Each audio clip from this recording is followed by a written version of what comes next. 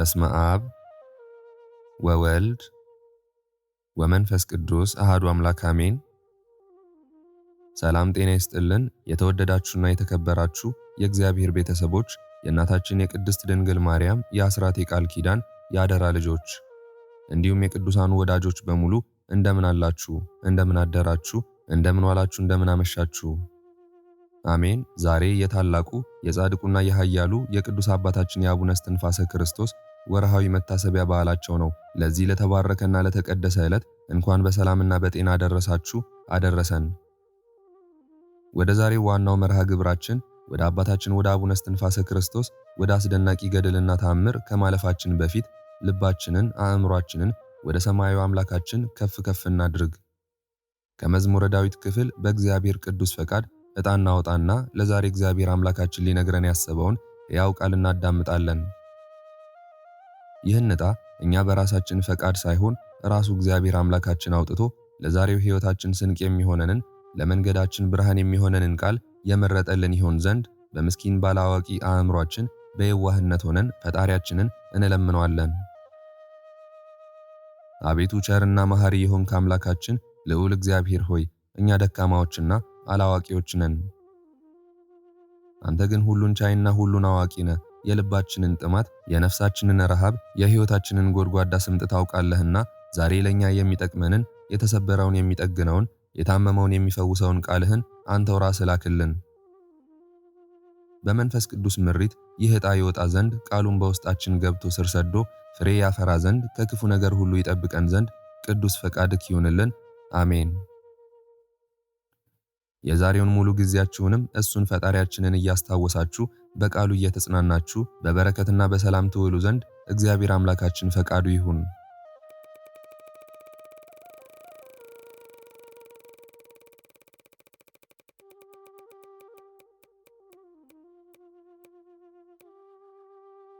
እግዚአብሔር አምላካችን የተመሰገነ ይሁን። ዛሬ ለሁላችንም የመረጠልንና እንድንሰማው የተፈቀደልን የሕይወት ቃል መዝሙር 101 ነው። እንደሚከተለው እናቀርበዋለን። መዝሙር 101 አቤቱ ምሕረትህንና ፍርድን እቀኝልሃለሁ፣ እዘምራለሁ። ንጹሕ መንገዱንም አስተውላለሁ። ወደ እኔ መች ትመጣለህ? በቤቴ መካከል በልቤ ቅንነት እሄዳለሁ። በዓይኔ ፊት ክፉን ነገር አላኖርሁም፣ ሕግ ተላላፊዎችን ጠላው። ጠማማ ልብም አልተጠጋኝም፣ ክፉ ከእኔ በራቀ ጊዜ አላወቅሁም። ባልንጀራውን በቀስታ የሚያማን እርሱን አሳደድሁ። በዓይኑ ትዕቢተኛ የሆነውን ልቡ የሚሳሳው ከእኔ ጋር አይተባበርም። ከእኔ ጋር ይኖሩ ዘንድ ዓይኖቼ በምድር ምዕመናን ላይ ናቸው። በቀና መንገድ የሚሄድ እርሱ ያገለግለኛል። ትዕቢትን የሚያደርግ በቤቴ መካከል አይኖርም። አመፃን የሚናገር በዓይኔ ፊት አይቀናም። አመፃ የሚያደርጉትን ሁሉ ከእግዚአብሔር ከተማ አጠፋቸው ዘንድ የምድርን ኃጢአተኞች ሁሉ በማለዳ ገድላቸዋለሁ። ይህ ቃል በሕይወታችሁ ላይ ታላቅ ተአምር እንዲያደርግ የእግዚአብሔር አምላክ ፈቃድ ይሁን። ይህ ዛሬ የወጣው የመዝሙር ክፍል በሕይወታችሁ፣ በትዳራችሁ፣ በሥራችሁና በጤናችሁ ላይ በክፎች የተዘጋባችሁ የትኛውንም የብረት በር በጌታ ኃይል በርግደው የሚያስከፍት ይሁንላችሁ። የተንኮለኞችን ሴራ፣ የጠንቋዮችን ድግምት፣ የክፎችን ወጥመድና የጠላትን ቀስት ብጥስጥስ አድርጎ የሚሰባብር የመንፈስ ሰይፍ ይሁንላችሁ። ከታመማችሁበት የአልጋ ቁራኝነት፣ ከገባችሁበት የዕዳ ማጥ፣ ከከበባችሁ የጭንቀት ማዕበል የሚያወጣ የፈጣሪን የሰፋና የረዘመ በረከት የሚያሰጥ የእፎይታን አየር የሚያስነፍስ ከዘመን ክፋት የሚሰውር ጠንካራ ጋሻ ይሁንላችሁ። ይህ ቃል በቤታችሁ ብርሃንን፣ በልባችሁ ሰላምን፣ በእጃችሁ በረከትን የሚያፈስ ይሁን። አሜን።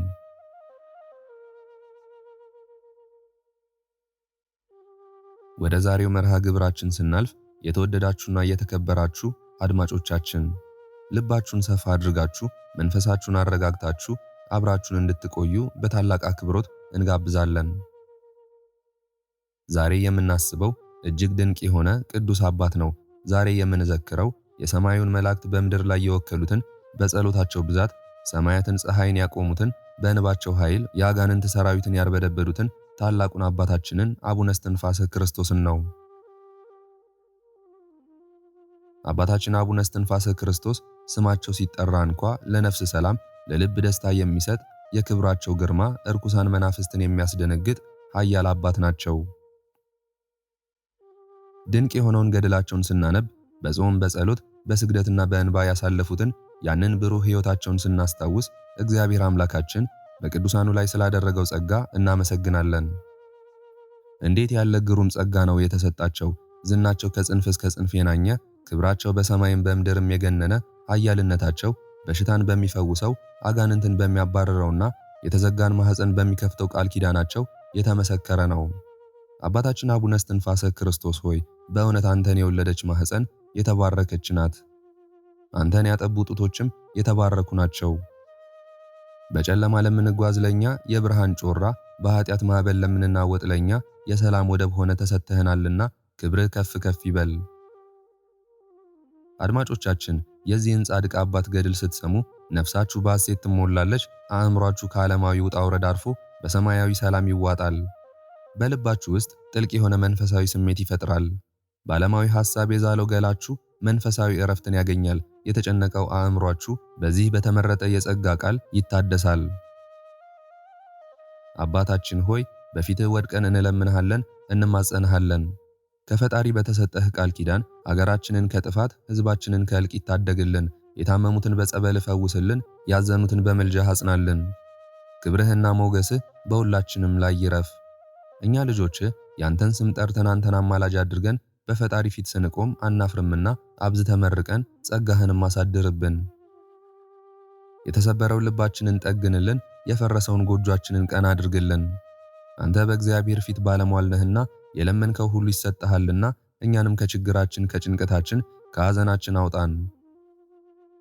ክብርህ ቅድስና ኃያልነትህ ለዘላለም ከፍ ከፍ ይበል። እናመሰግንሃለን፣ እንወድሃለን፣ እንማጸንሃለን።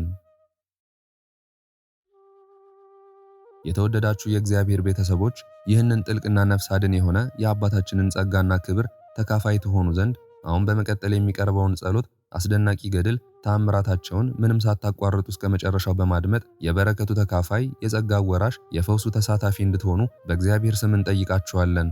ቃሉን ስትሰሙ በልባችሁ የጸለያችሁትን ጸሎት፣ ያሰባችሁትን በጎ ሐሳብ ሁሉ ጻድቁ አባታችን አቡነ እስትንፋሰ ክርስቶስ ወደ ዙፋኑ አቅርበውልን ምላሹን በቶሎ እንድናገኝ ያድርጉን። እግዚአብሔር አምላካችን የሁላችንንም ጸሎት ይቀበለን። አሜን።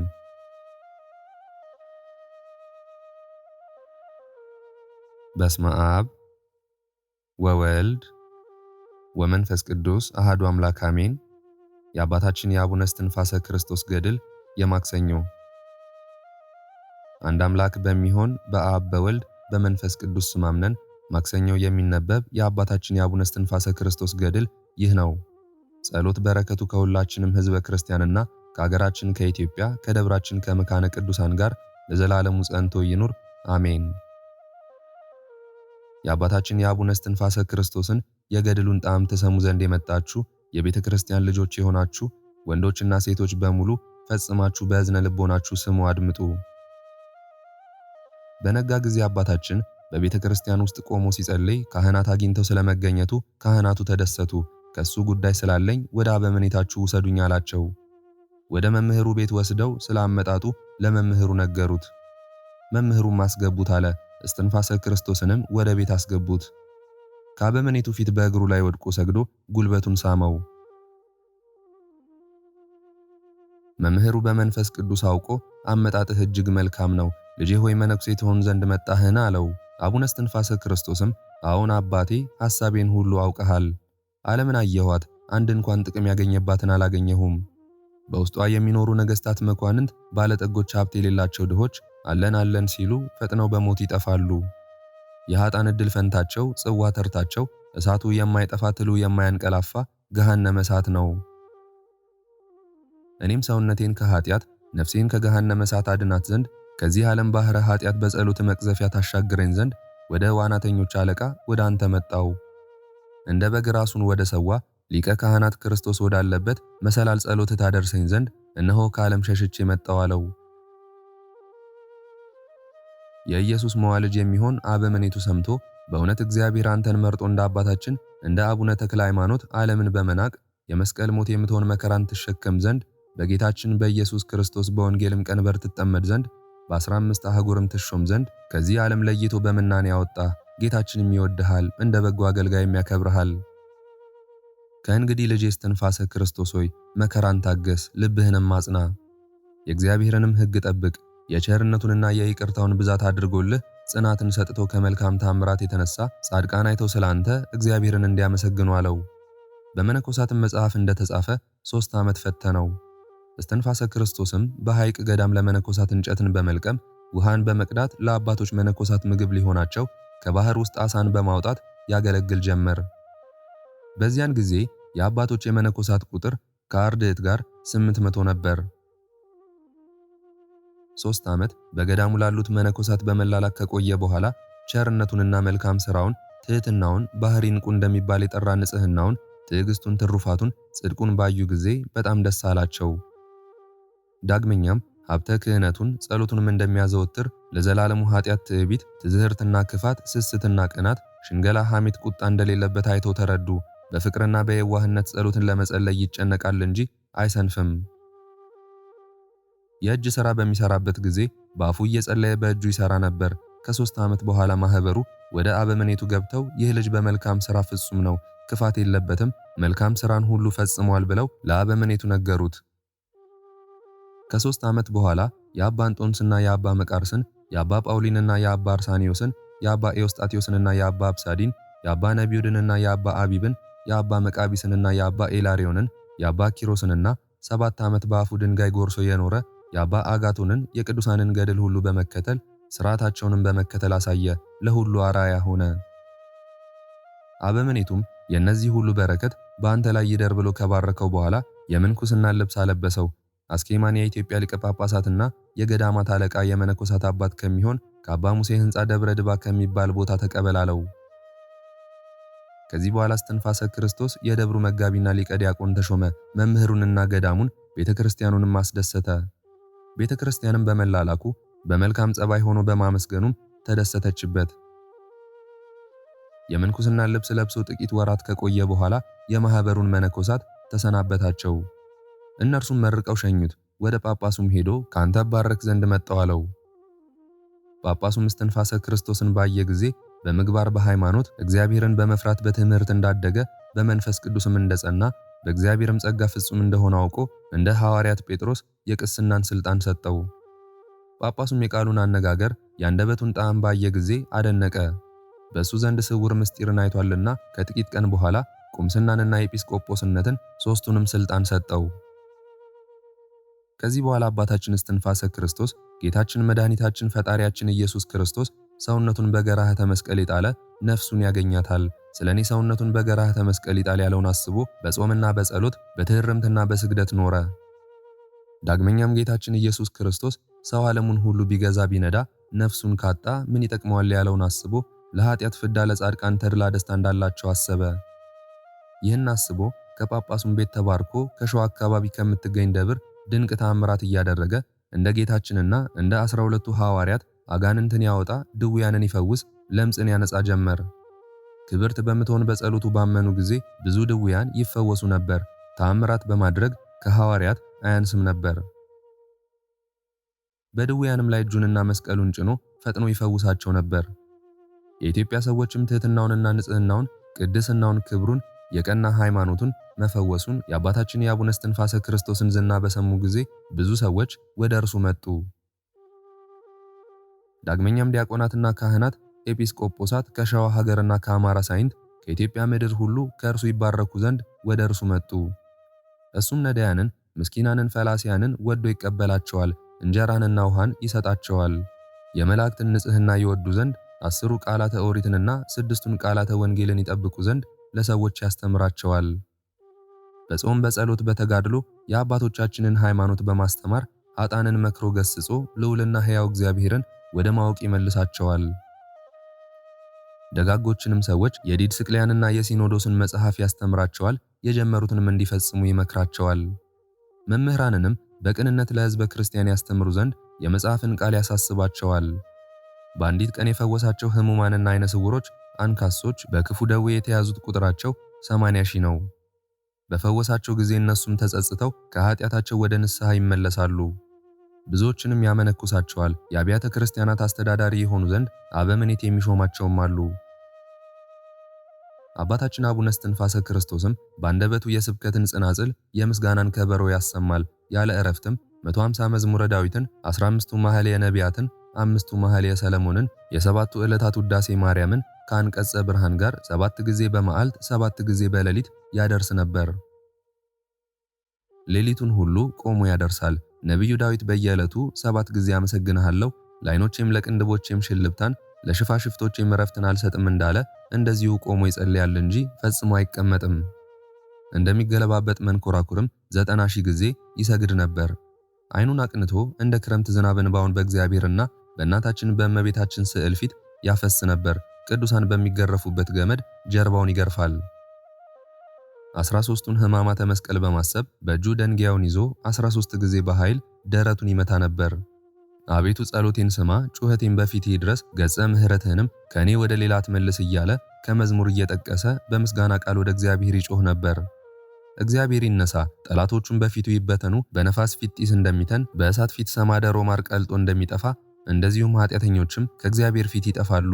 ይህንንም ባለ ጊዜ አጋንንት ፈጽመው ከፊቱ ብን ብለው ይጠፋሉ። እንደዚሁም አባታችን አቡነ እስትንፋሰ ክርስቶስ እነዚህ የታወቁትን ጸሎት ይጸልያል። ሲጸልይም ቆሞ አይደለም፣ ወዙ እንደ ውሃ ነጠብጣብ እስኪፈስ ድረስ ይሰግድ ነበር። የስግደቱም ልክ ተቆጥሮ አይዘለቅም። መልካም ምግባሩም በጣም የተትረፈረፈ የበዛ ነውና ከምድር እስከ ሰማይ የሚደርሱ የብርሃን ምሰሶና የወርቅ መሰላል ስለ ስግደቱና ስለ ጸሎቱ ስለ ትሩፋቱ ብዛት ቅዱሳን እስኪያደንቁ ድረስ ተተክለው ይታያሉ። ስለ አቡነ እስትንፋሰ ክርስቶስ ጽድቁና ክብሩ ብዙ ተአምራት ይደረጋል። የወርቅ መሰላልና የብርሃን ምሰሶ የተባሉት በጾምና በጸሎት በሃይማኖትና በፍቅር በትህትና ያነጻቸው የእስትንፋሰ ክርስቶስ ንጽሐ ሥጋና ንጽሐ ነፍስ ናቸው። ጸሎቱም ወደ ላይ ወጥቶ እስከ 7ኛ ሰማይ ድረስ እስከ መንበረ ጸባዖት ይደርስና ዳግመኛ በመሰላል ወደ ታች ተመልሶ በአዝመራ ጊዜ ብዙ ምርት በአውድማ በብዛት እንዲመረት ይመረታል። የሰማይ መላእክትም ጸሎቱን በምድር የሚተዉት አይደለም። የእሱን ጸሎት ለማሳረግ ክንፍን ከክንፍ ጋር እያማቱ እየተጋፉ ከብዛታቸው የተነሳ ይጨናነቃሉ እንጂ በብዛት ወደ ላይ የሚወጡ አሉ። አባታችን አቡነ እስትንፋሰ ክርስቶስ ወዳለበት የጠራ መልካም የሆነ የትሩፋቱን ብዛት አይተው እንደ ምንጭ ውሃ የሚመነጭ ጸሎቱን ያሳርጉ ዘንድ በብዛት ወደ ምድር የሚወርዱ አሉ። ስለ ትሩፋቱ ብዛት መላእክት ይጎበኙት ዘንድ ይወዳሉ። እነሱም በዚያ መሰላል የጽድቁንና የትሩፋቱን ፍሬ ይዘው ይወጣሉ። የእሱ መዓዛና የእሱ መልክ የሰውን ልብ ይመስጣል። በዚህ ዓለም እሱን ስላገኙ መላእክት በጣም ይደሰቱበታል። በዚያን ዘመን ከሰው ሁሉ እንደ እርሱ የጽድቅን ሥራ ትሩፋት የሚሰራ አላገኙምና የመዓዛው ሽታና መዓዛ ጸሎቱ ወደ ላይ ወጥቶ ጽርሐ አርያምን ይሞላ ነበር። የጸሎቱን ፍሬ 30 ቅንጣት የሚሆን አለ፣ 60 ቅንጣትም የሚሆን አለ፣ 100 ቅንጣትም የሚሆን አለ። አባታችን እስትንፋሰ ክርስቶስም የሰማይንና የምድርን ምስጢር በግልጽ ያያል። በገነትም የወርቅ መሰላልና አምደ ብርሃን ይተከላል። በክንፉም አየራትን ፈለከ ፈለካትን ይበራል። በእውነት አባታችን አቡነ እስትንፋሰ ክርስቶስ ጌታችንን ሁል ጊዜ በግልጽ ያያል። ጌታችንም ከእርሱ አይርቅም። የፈለገውንም ሁሉ ዘውትር ፈጥኖ ያገኛል። ልበ አምላክ ዳዊት እግዚአብሔርን ሁል ጊዜ አየዋለሁ፣ ምስጋናውም ዘውትር ባንደበቴ ነው፣ ሰውነቴም ዘውትር በእግዚአብሔር ከፍ ከፍ ትላለች እንዳለ ለጸሎት እጁን ዘርግቶ በቆመ ጊዜ የእጆቹ 10 ጣቶችና የእግሮቹ 10 ጣቶች ፈጽሞ እንደ መብራት እንደ ፀሐይ ያበራሉ። አቡነ ዘበሰማያት ብሎ ጸሎትን በጀመረ ጊዜ የሰባቱ ሰማያት በሮች ተከፍተው እስከ መንበረ ጸባዖት ያያል። እግዚአብሔርን ባየ ጊዜ የፈለገውን ይለምናል፣ የፈለገውንም ከአምላኩ ዘንድ ፈጥኖ ያገኛል። አባታችን አቡነ እስትንፋሰ ክርስቶስ የሚፈልገው ፍላጎት ለኃጥአን ምሕረትን ከመለመን በስተቀር ሌላ ምንድነው? ብፁዕ አባታችን ሆይ የዓለምን ጨለማነትና የጎዳናውን ጉጣጉጥ ሁለንተናው ድጥ የሚሆን የዓለምን ኑሮ ያወቀ ጥበብ ምንኛ ያማረ ነው።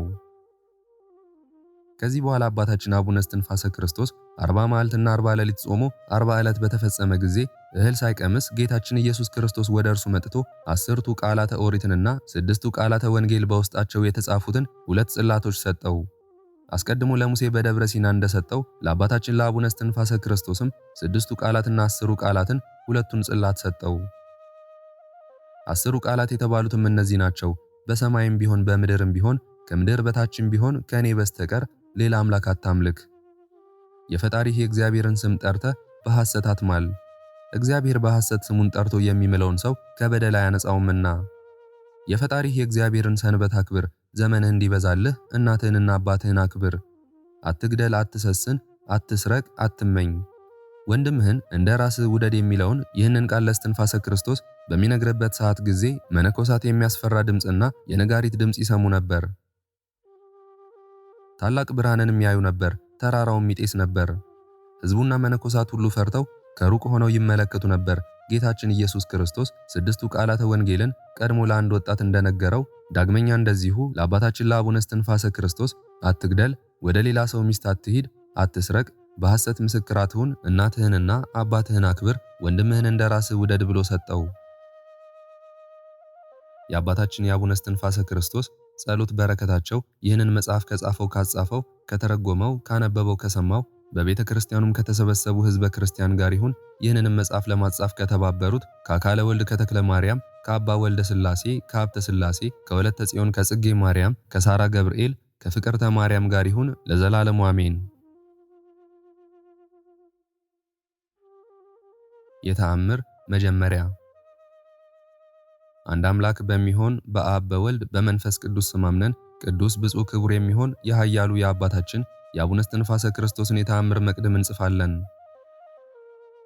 ብርሃነ ክርስቶስ የተባለውም አባታችን ነው። ከተአምር አስቀድሞ እናንተ የቤተ ክርስቲያን ልጆች ይህንን የአባታችንን የተአምር መቅድም በጆሮአችሁ አድምጡ። እግዚአብሔር ይባርካችሁ፣ የዓይናችሁንም ልቦና ያብራላችሁ። ይህ የአባታችን የአቡነ እስትንፋሰ ክርስቶስን ተአምር ከረፍቱ በኋላ ያደረገውን ስሙ። ዛሬም በእግዚአብሔር ዘንድ የተወደደ ከልጅነቱ እስከ እርጅናው በስጋውም ሆነ በሐሳቡ የኃጢአት ትቢያ ያልነካው ንጹሕ ድንግል የሆነ እንደ እርሱ ያለ የለም። በዘመኑ ቁጥር ልክ የእግዚአብሔርን ምስጋና ምንም ሳያስታጉል ይጸልያል። እግሮቹም እንደ ዝሆን እግር እስኪያብጡ ድረስ ይቆማል። እጁን ወደ ሰማይ ዘርግቶ ዓይኖቹንም ወደ ላይ ወደ መንበረ ጸባዖት አቅንቶ ይጸልያል። 40 ጾምም እስኪፈጸም ድረስ ከመሬት ላይ አይቀመጥም፣ በምንጣፍም ላይ በጎኑ አይተኛም። 40 ጾምን ቆሞ ይፈጽማል እንጂ። ለጉንጮቹም እረፍትን አይሰጥም፣ ለቅንድቦቹም እንቅልፍን አይሰጥም። የጣመውን የላመውንም አይመገብም፣ ስጋን ወይንንም በአፉ አያስገባም። በራሱም ላይ ምላጭ አያወጣም።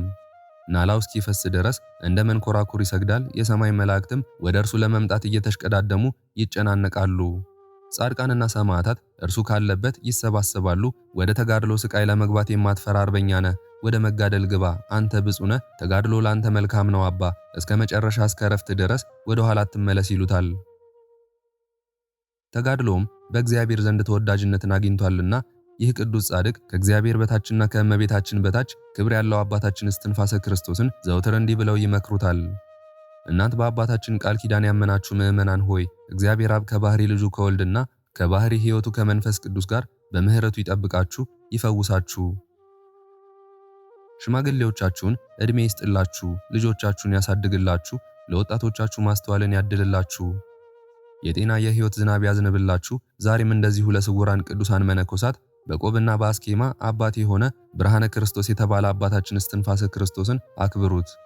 በጸሎትና በቃል ኪዳኑ ትድኑ ዘንድ የእርሱን በዓል እንደ ጻድቃንና እንደ ሰማዕታት በዓልና እንደ እመቤታችን በዓል አክብሩ። የበዓሉም ቁጥር ይህ ነው። ሚያዝያ 8 ቀን የተጸነሰበት ነው። ታኅሳስ 8 ቀን የተወለደበት ነው። ጥር 9 ቀን ሰማያዊ ምስጢርን ለማየት ወደ ሰማይ ያረገበት ነው። የካቲት 8 ቀን ለኢትዮጵያ ሕዝብ ሁሉ ቃል ኪዳን የተቀበለበት ነው። መጋቢት 9 ቀን ይህች ዓለም አትጠቅመኝም ብሎ የመነነበት ነው። ሚያዝያ 9 ቀን ከጌታችን የማዳን ቃል ኪዳንን ተቀብሎ ያረፈባት ነው። ይልቁንም ይህንን በዓል የተራበውን በማብላት የተጠማውን በማጠጣት አክብሩት። በነፍስና በሥጋ አባታችን አቡነ እስትንፋሰ ክርስቶስ ይጠብቃችኋልና። ግንቦት 9 ቀን በኤልያስ ሰረገላ ወደ ሰማይ ተነጥቆ ወደ ኢየሩሳሌም ሰማያዊት በመላእክት እጅ ያረገበት ነው። ሰኔ 8 ቀን 100 ሙታንን ያስነሳበት፣ ሐምሌ 8 ቀን በራሱ ተዘቅዝቆ ባህር ውስጥ መቆም የጀመረበትና በ9 ዓመቱ ጌታችን ኢትዮጵያን ምሬልሃለሁና ውጣ ሲለው ከባህር የወጣበት ነው። ነሐሴ 9 ቀን ከሰማይ የወረደውን የቁርባን ህብስት ተቀብሎ ያቀበለበት ነው። መስከረም 19 ቀን ወደ ብሔረ ሕያዋን ከቅዱሳን ጋር የገባበት ነው። ጥቅምት 9 ቀን የቃል ኪዳን ጽላት ከፈጣሪው የተቀበለበት ነው። ኅዳር 19 ቀን የዕውራንን ዓይን ያበራበት ነው። ዳግመኛም ቃል ኪዳን የተቀበለበት ነው። ኅዳር 24 ቀንም ከካህናተ ሰማይ ጋር የሥላሴን ዙፋን ያጠነበት ነው። ታኅሳስ 29 ቀን ወደ ቤተልሔም ሄዶ የጎበኘበት ነው። ጥር 12 ቀን ፀሐይን ያቆመበት ነው። የካቲት 21 ቀን ከእመቤታችን ጋር ቃል ለቃል የተነጋገረበት ነው። መጋቢት 27 ቀን ጌታችንን በቀራንዮ እንደተሰቀለ ያየበት ነው። ሚያዝያ 8 ቀን ቃል ኪዳን የተቀበለበት ቀን ነው። ሚያዝያ 9 ቀን ከዚህ ዓለም ተለይቶ በታላቅ ክብር ያረፈበት ነው። እነዚህንም የአባታችን የብርሃነ ክርስቶስን 23ቱን በዓላት አክብሩ። በየዓመቱና በየወሩ ምንም ሥራ አትስሩበት። ጸሎትና በረከቱ ከሁላችንም ጋር ይሁን ዛሬም ዘወትርም ለዘላለሙ አሜን። ቅዱስና ብፁዕ ከፍ ያለ ንጹሕ ድንግል መምህር የሚሆን የአባታችን የእስትንፋሰ ክርስቶስ ተአምር ይህ ነው። ጸሎትና በረከቱ ከሁላችንም ጋር ይሁን ዛሬም ዘወትርም ለዘላለሙ ይደረግልን። አባታችን በሞተው ሰው ላይ ያደረገው ተአምር ድንቅ ነው።